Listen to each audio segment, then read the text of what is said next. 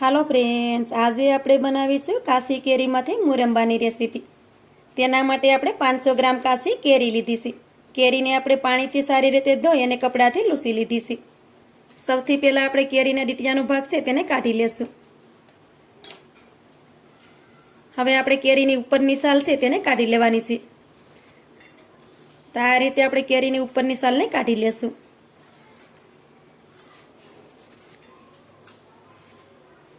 આ કેરી છે તે ખાવામાં વધારે ખાટી નથી હોતી। આ કેરી મીડિયમ ખાટી હોય છે અને આનાથી મુરંબો છે તે ખાવામાં ખૂબ જ ટેસ્ટી બને છે।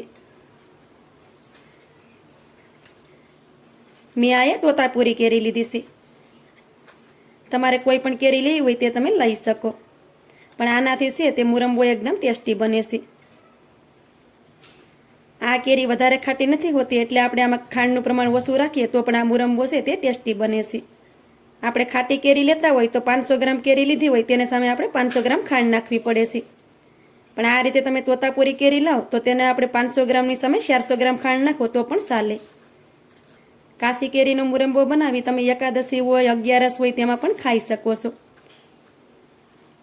આ રીતે આપણે કેરીની સાલ છે તેને કાઢી લીધી છે। હવે આપણે આ રીતે ખમણી લઈ લેશું। ખમણીને આ રીતે થાળીમાં રાખી દેશું। કેરીને આપણે ખમણી લેવાની છે।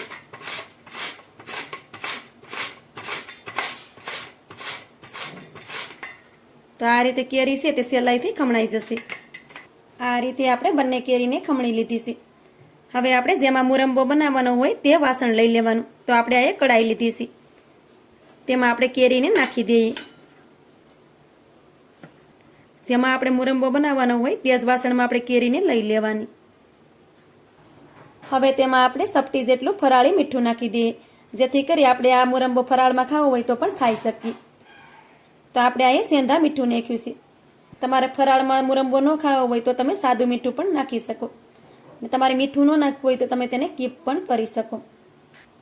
તો આપણે અહીં 500 ગ્રામ કેરી લીધી હતી, તેને સામે આપણે 400 ગ્રામ ખાંડ નાખીએ છીએ। તેનાથી મુરંબો છે તે એકદમ પરફેક્ટ જ બનશે। હવે આપણે બધી વસ્તુને સારી રીતે મિક્સ કરી દેવાની છે। તમારે ખાંડનું પ્રમાણ થોડુંક વધારે કરવું હોય તો તમે તમારા પ્રમાણે કરી શકો, પણ આનાથી મુરંબો છે તે એકદમ પરફેક્ટ જ બનશે। કેરીને આપણે ખાંડની સાથે સારી રીતે મિક્સ કરવાની છે।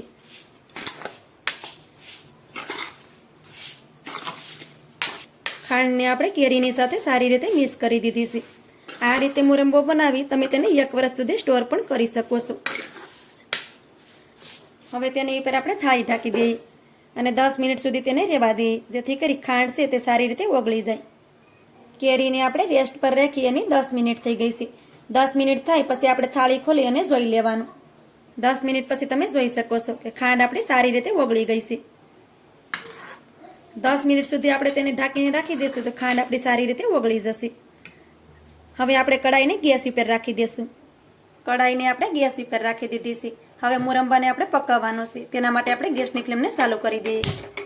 હવે તેમાં આપણે 3 લવિંગ નાખી દઈએ, 2 આપણે તજના ટુકડા નાખી દઈએ, 1 ઇલાયચીને આપણે ખોલી અને નાખી દઈએ। તમારે ઇલાયચીનો પાવડર નાખવો હોય તો પણ તમે નાખી શકો।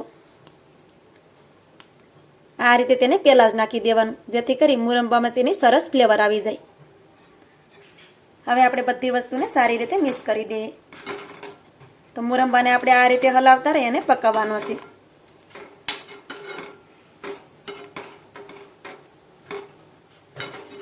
મુરંબાને આપણે જેમ જેમ પકાવતા જાઉં એમ મુરંબાનો કલર પણ ચેન્જ થઈ જશે। મુરંબાને આપણે જેમ જેમ પકાવતા ગયા છે એમ મુરંબાનો કલર પણ ચેન્જ થઈ ગયો છે। મુરંબાને પાકતા 10 થી 15 મિનિટનો ટાઈમ લાગ્યો છે। હવે મુરંબાને આપણે શેક કરી લેવાનો છે। તો આ રીતે થોડીક આપણે ચાસણી લેવાની, પછી તેને આ રીતે આપણે શેક કરવાની। તો તમે જોઈ શકો છો કે તેમાંથી આ રીતે તાર બને છે। ચાસણીમાંથી આ રીતે તાર બનવો જોઈએ, તો જ મુરંબો છે તે આખું વરસ સારો રહેશે। આ મુરંબો આપણો એકદમ પરફેક્ટ છે। હવે આપણે ગેસની ફ્લેમને બંધ કરી દઈએ। મુરંબાને આપણે વધારે પડતો ડ્રાય નથી કરવાનો। આ રીતે થોડોક ઢીલો મુરંબો હોય તો તે રોટલી સાથે ખાવાની ખૂબ જ મજા પડે છે।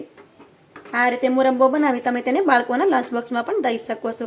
આ મુરંબો ખાવામાં ખૂબ જ ટેસ્ટી લાગે છે। હવે મુરંબાને આપણે સર્વ કરી લેશું। તો મુરંબાને તમે જોઈ શકો છો કે આપણો મુરંબો એકદમ પરફેક્ટ બન્યો છે. તો તડકા સાયા વગર 15 મિનિટમાં જ આપણો મુરંબો બનીને તૈયાર થઈ ગયો છે. તો આ રીતે મુરંબો તમે પણ ચોક્કસથી બનાવજો. આ મુરંબો ખાવામાં તો ખૂબ જ ટેસ્ટી લાગે છે. તો મારી આજની રેસીપી તમને સારી લાગી હોય તો લાઈક કરી કોમેન્ટ કરી દેજો. ચેનલ પર નવા હોય તો ચેનલને સબસ્ક્રાઈબ કરવાનું ભૂલતા નહીં. તો મળીએ એક આવી જ નવી રેસીપીની સાથે. ત્યાં સુધી બધાને જય માતાજી.